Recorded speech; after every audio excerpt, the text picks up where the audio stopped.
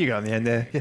How we're doing? I'm glad that we're all energized. We're all feeling the excitement for Built with Biology. Just know that I feel your pain. This is day 3 of events and networking, and I'm very socially burnt out. So I'm delighted to be here with you all. But we think about biology, and I want you to take a look around you. Look at your chairs. Look at your clothes. Look at the materials we've kind of built this structure with. Think about what they all have in common. Increasing tariffs, a long journey to get here, and many of them weren't made with biology. They were made with chemistry, although some of the products were taken from nature. And when you really think about it, biology is just chemistry happening in water at room temperature. There's actually really nothing fancy about it. I think we overhype it, if anything. And this is a tech stack that we've already been using for centuries to brew beer. We've been using it for decades to actually make medicines for the diabetics in the room using insulin. If you've had animal-free rennet cheese, you've been using a precision fermented product. And this begs the question, why aren't we actually building more things with biology if it's so great? Why isn't this just a huge industrial superpower? With these 3 companies on the stage, we can go end-to-end and back again, creating circular, scaled, bio-enabled supply chains. So I put it to you all, and my panel here, that we're doing a pretty shit job of communicating the power of biology. So, panel, why isn't the Built with Biology pitch landing? Are we just miscommunicating it? John, let's start with you. I think it is landing. Yeah. It's just that industry is a big ship that's very hard to turn around. So I think as time goes on and we get more successes and runs on the board, I think industry will adopt and be right into it. And so how does that play out for Biocarbonax? Well, for us, it hasn't been too difficult because there's quite a lot of pressure on the steel industry to decarbonise. So for us to take our product and sell it to the steel industry it's not a hard sell. Getting the capital to build the plants, that's a hard sell, but selling it to the steel industry, not so bad. We'll get into the capital in a second. Steph, same to you. With Sprout Materials, why isn't Built with Bio working? I think it's been a challenge for people because we're looking at manufacturing and people are very risk averse. I think maybe the ability of biology to meet a lot of the demand has maybe been under communicated. But I know with us, we are looking at replacing really fundamental materials in life with bio alternatives, and we had a lot of pushback around like the scale that we could achieve, how reliable those feedstocks were, and of course performance can be challenging to meet if you're working within those really short parameters. But I think we are seeing that people are starting to transition the materials that we've been using for a long time, like those petrochemical things, are starting to come from more and more biological sources. And so I think it's coming, and I think people on this panel to be helping with that transition.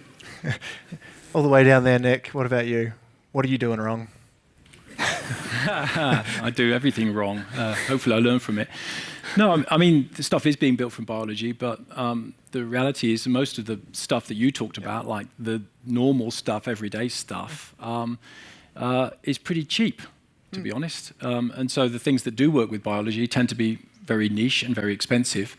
The stuff that we use in gigatons tends to be like the cost of crude oil, funnily enough, because that's actually where it's all made from. So biology can compete, and in the universities around the world, you see loads of products that have been made and sitting on the shelves behind the professor's desk of stuff that could be made from biology, but there is no reason on earth for us to ever do that unless it's going to be cheaper, or at least comparative cost with the fossil fuel alternative. And that's the world that we live in, and the job to be done is to find a way of creating biology cheaper, and then we can use all these amazing tools that have been developed to create the products with biology, but at a price that's competitive with fossil fuels. Otherwise, we'll just let the planet fry. Well, I mean, technically, when you put it that way, fossil fuels, we have been building with biology. It's just taken 4.5 billion years to get here. Yeah, fossil fuels are biology, so it's yeah. Were biology. Were biology, exactly. Well, so still are, yeah. I think the audience wants to know exactly what all of you are doing. So start with you, Nick. Kind of, you're in this space with algae, almost trying to say, like, it's not really the ingredients, the products, it's where they come from. So kind of, how are you going about integrating your technology into supply chains rather than disrupting them? Well, the problem we're trying to solve is the cost problem. Right. We believe that there are lots and lots of verticals, from biofuels and plastics and proteins and fats, and they're all doable, but none of them will happen unless you can get the economics right. So our focus, complete focus, is on how do you grow algae at a price which is comparable to the fossil fuel alternative. And that's what we're going to do. So there are verticals that we can tackle, but we're not going to get focused into every single vertical, because there are literally hundreds of them that we could.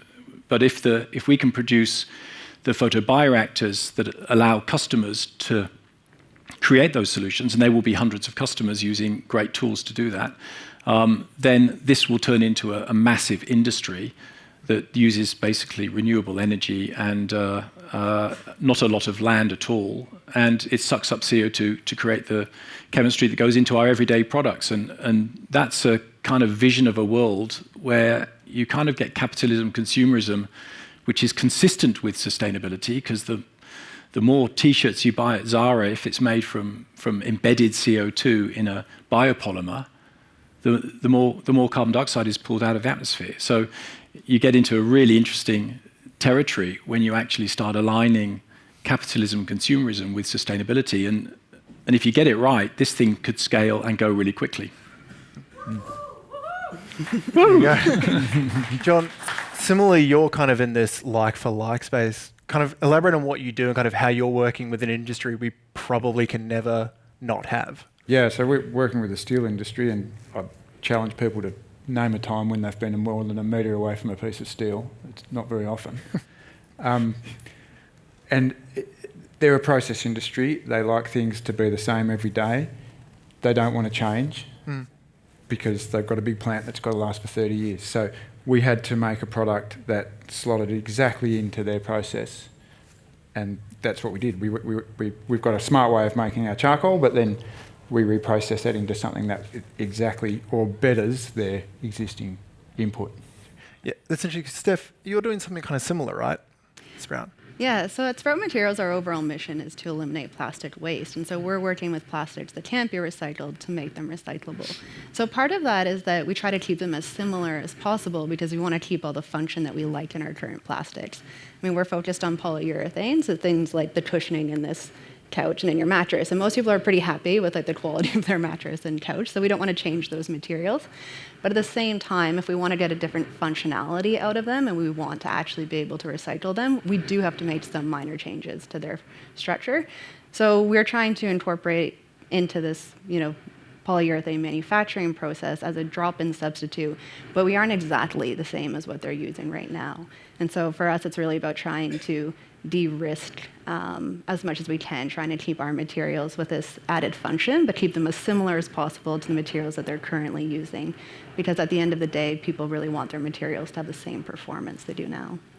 Right, and so I'd love to kind of hear from each of you, like how you think about this, because Nick, you're selling reactors, right? You're selling a capability to people who want to make products.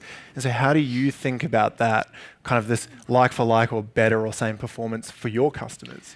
Yeah, there's sort of three things. There's a substitute for the existing algae on a more expensive photobioreactor, so that's a relatively easy thing. There's this idea of seeding all of this potential biotech. So we're getting our small bioreactors, there's an example out there, to universities, because that's longer work because you need to do all of the biotech downstream processing to create the product. And then there's a nearer in thing, which is an obvious thing really when you think about it, is that what uses algae directly, that we don't have to do lots of development of downstream processing, and that's in the live aquafeed space where the cost of your Sydney oysters is 50% of it is the cost of growing algae. So if you can do that at half or a quarter of the price, you might be eating oysters for breakfast, which I think is a good thing. So that's a near in thing that we're looking into now, and we think there's a lot of promise in that space. Oysters for breakfast, something I just can't get behind it. I want to talk to you all about ambition. We had a discussion downstairs, and we're kind of talking about what we're doing and kind of all the ways in which you all see biology really changing kind of the next century. And I just want to get it from you. This open question. Who wants to start? Like, are we aiming high enough with building with biology? I think the people on this panel are aiming pretty high. I think I was- we're all Yeah. pretty ambitious. Tell us how you're aiming high. I'd love to hear. I mean, like I said, our goal is to eliminate plastic waste. Like I would love to see a world, and what we're aiming for and we'll keep working for is until all plastics are actually completely circular, and ideally all of those come from a biological source. Yeah. So I think our aspirations are quite high. I'll open it up to other people. Yeah, the non-blast furnace coke use around the world is about 140 million tonnes. That's a lot of CO2 when you times it by 3 because raw carbon makes, we've got a big ask ahead of us actually. 40 million tons. Yeah, we're talking about gigatons. I mean, the problem, obviously, from a climate change perspective, is there's 1,000 gigatons of CO2 up in the atmosphere that wasn't there 100 years ago, and that's what we've been doing to create climate change. And so the simple engineering problem is those 1,000 gigatons, so 1,000 million tons of carbon dioxide somehow have to get out of the atmosphere and get put into a stable form in the earth. That's the job to be done. And the scary thing is that people get excited at sequestering 1,000 tons. They are, how many? 9 orders of magnitude out of that. It's really quite scary how little our ambition is. We've got to have ambitions of gigatons and tens of gigatons and more than that. And we need to do that without using more land. Because we can't create loads of land to grow more crops to do our biotech because we're running out of land as well, and we're destroying the Amazon, as we speak, as well. So the problem is an insanely huge problem. So our ambition has to be insanely huge, and there's a reason why some famous investors are looking for solutions which you measure in gigatons, because anything less than that is just not going to cut it. And we could get into the bit about recycling and stuff, because ultimately that carbon has got to get into a stable form into the ground. And the amount of carbon in circulation in our systems as we consume and recycle and consume, it's not very high, maybe a gigaton or 2 that's in the system. So actually recycling isn't going to help you. You've got to take it, transform it, and stick it in the ground somehow. So that's going to be a really interesting paradigm shift we're going to have to get our heads around, that maybe controlled landfill might actually be something we need to do. Steph, really want your input on that one. I know I haven't quite been able to bring myself to It's so to confronting. believe that. Yeah. I really thought about it ever since Nick and I have met and I first heard it. But I mean, I think there's something about, it feels like kicking the can down the road a little bit to me, that it's something that I can't really settle with. I mean, I think if I'm thinking big ambitions in the world that I want to live in, it's one where we find a way to deal with it. Right now, it sounds a bit aspirational.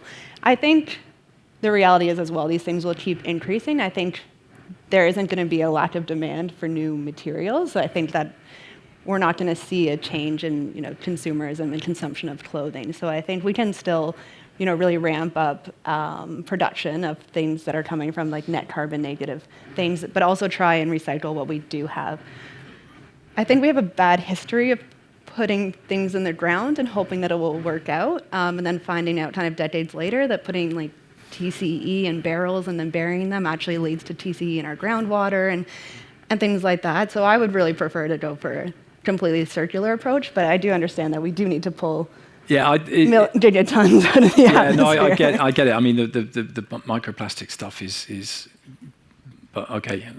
What I would say is that a country like Australia, we are digging gigaton-sized holes in the middle of Australia, and so we are already we're doing this. In fact, what's so bizarre is that we have all this infrastructure, which is essentially moving huge amounts of raw materials around from ports, well, actually 2 ports to be exported out the world. And with all of this infrastructure and these heavy trucks, and some of them are electrified and some of them are not. But basically, what we can take out of the ground, we could put into the ground. So it's bizarre that, imagine a scenario where the miners become the heroes, because they become the reminers of I mean, They're already the heroes. They already are, even more heroic than they currently are. They can be, Yeah, it's an interesting concept, and I think it's good to get our heads around, because the bottom line is there is a math problem here. We have so much carbon, it's got to go somewhere. And the sooner we actually face into that and actually ask ourselves the real question, how are we going to do that practically within the constraints of economics? Because no government is going to say, hey, we're going to reduce GDP by 50% and become smaller. And there's certainly no CEOs that will survive if they come up with that sort of idea. So how are we going to deal with this problem? It's a real problem, and I don't understand why we're not facing into it, because we have to move this amount of carbon into a stable place. And I think actually the good news is miners, for example, they know all about geology. Stuff is not going to find its way into a river system from the middle of Australia.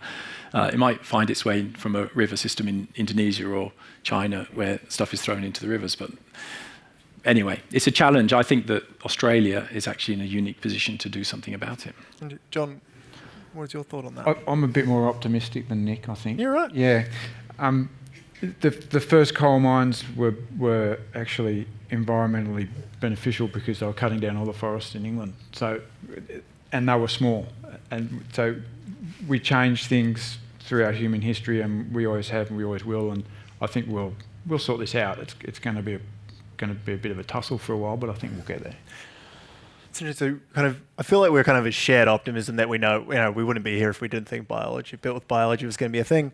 And some of you touched on it in your intros, and Nick, you said this word for constraints, and we're all trying to work in supply chains that are already operational, right? We're not trying to reinvent wheels over here. And so I want to understand from each of you where you're seeing the real friction in actually turning these technologies into products, or operationalizing them at scale. If any customers, anyone? Well, the valley of death for a lot of these technologies, I think, is the first of a kind leap, and getting through that is difficult. We've got VCs and we've got government funding, but it's difficult, and getting. While the government support is really strong, it does take a long time, and they make you jump through a lot of hoops, which